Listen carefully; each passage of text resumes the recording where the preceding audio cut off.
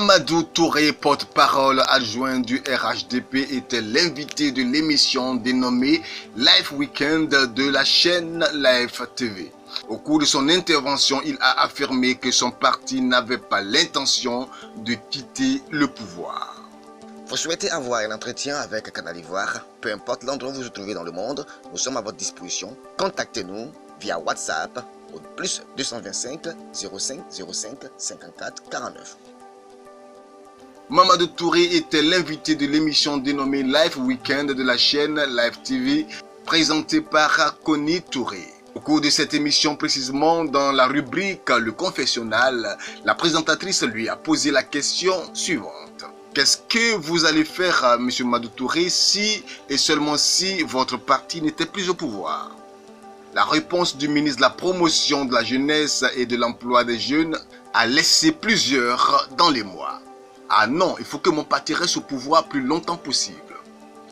À en croire le porte-parole adjoint du RHDP, son parti n'est pas prêt à lâcher le pouvoir de sitôt.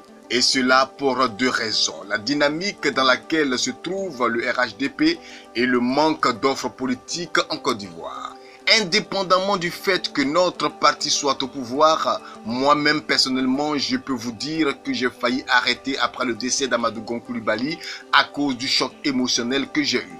Si le président Ouattara ne reprenait pas le relais, peut-être que je ne serais plus de la politique.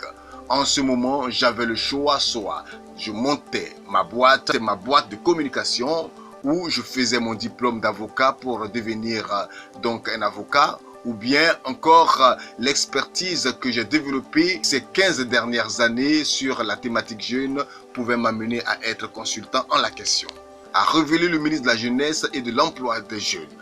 Notons que le ministre Mamadou Touré était très attaché au candidat défunt Amadou Gon Coulibaly. Malheureusement, le 8 juillet 2020, Amadou Gon Coulibaly, candidat désigné du RHDP à la présidentielle du 31 octobre, décède en plein conseil de ministres des suites d'une crise cardiaque. Et quand Alassane Ouattara a dû se présenter à un troisième mandat, dit-il cas de force majeure, le soutien de Mamadou Touré au RHDP n'a pas failli. L'on l'a senti très déterminé contre les attaques de l'opposition. Il était monté au créneau pour dénoncer un manque d'arguments des adversaires d'Alassane Ouattara et a refusé catégoriquement toute forme de subterfuge visant à aboutir à une transition en Côte d'Ivoire.